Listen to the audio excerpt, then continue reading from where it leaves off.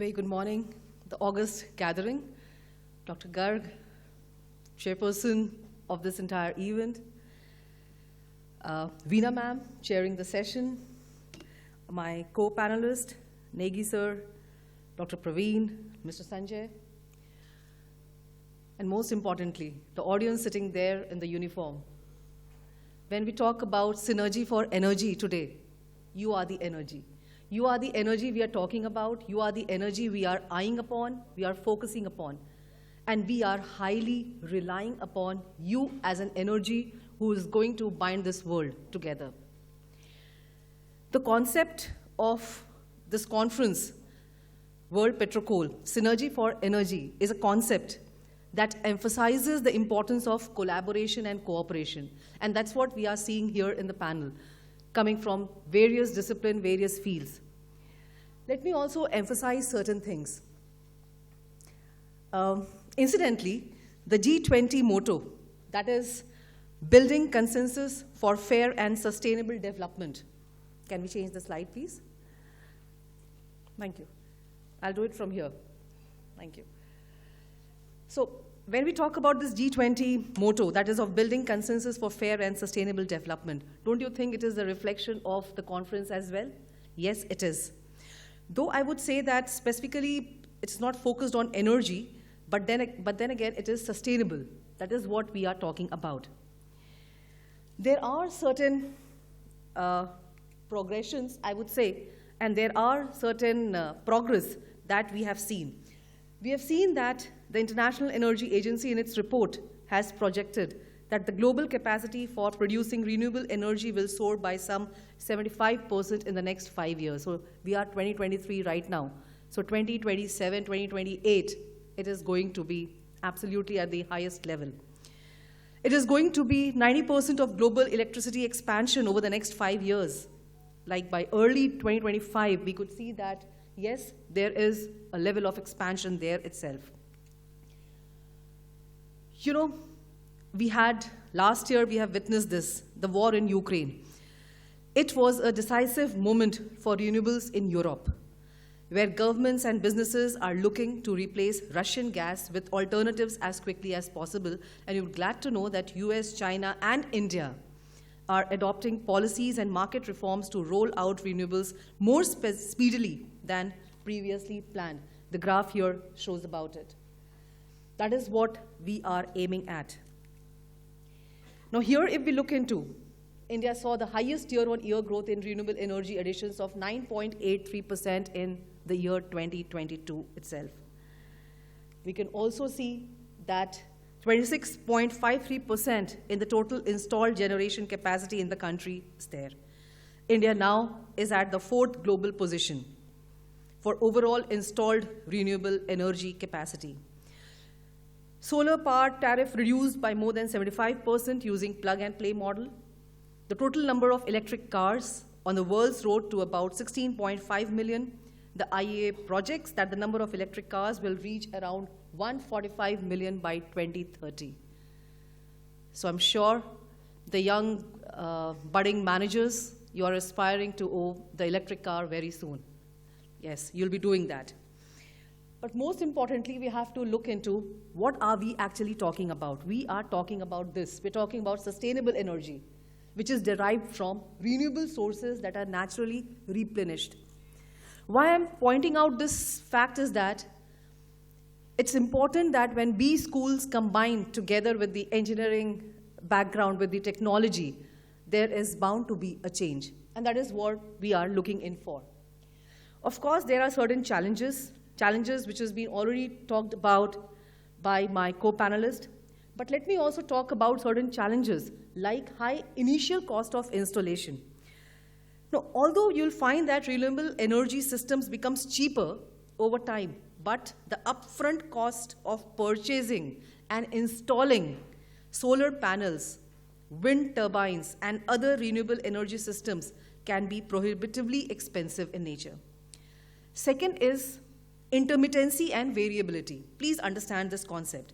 See, unlike fossil fuels, which can be burned continuously to provide a consistent stream of energy, renewable energy sources like wind and solar power are subject to intermittency. That is, their energy production is dependent on weather condition and can fluctuate significantly from one day to the next. Third is limited energy storage capacity. It is not very easy to store that renewable energy. It means it is very critical. It is very critical that we could have a stable power supply. However, current energy storage systems and technology is there, but still it requires a huge amount of time. Fourth, infrastructure challenges. It requires the changes in infrastructure, like new transmission lines, substations to distribute energy to the grid. All these are the challenges that we are facing now. Political and regulatory challenges and environmental concerns definitely is a part and parcel of it. But when we talk about all these things, there are definitely certain ways to overcome it, like collaborative innovation, we have already spoken about, shared infrastructure, public-private partnerships, regional cooperations, community engagement. Having said all this, let me also talk about there are skill and leadership development strategies that is required. Improved understanding of energy efficient technologies at the core level in the organization. Building awareness of energy saving practices by every organization, be it institutions, schools, organizations, or any government offices. Promoting innovation and creativity. We have been talking about creativity, we have been talking about innovation, but it's also important that we promote that. Developing a skilled workforce, developing future leaders, promoting collaboration and driving efficiency. Now, coming to the most important part, when we talk about business schools, when we talk about engineering colleges, yes, always there is a difference in the nature of looking into the things. The business schools today, when we speak about, has to merge with engineering colleges, technology to be a part and parcel of it. So the certain points which I would really like to highlight upon is, there is a need of curriculum development. There is a need of industry partnership, research and thought leadership programs, experiential learning, collaboration with other B schools. When I talk about all these things, yes, the B schools here can take over the lead.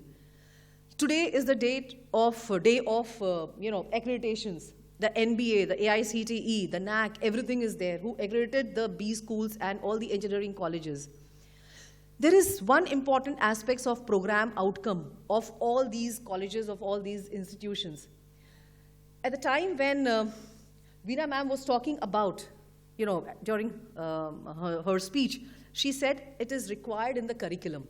Yes, the program outcome has to be redefined, redesigned.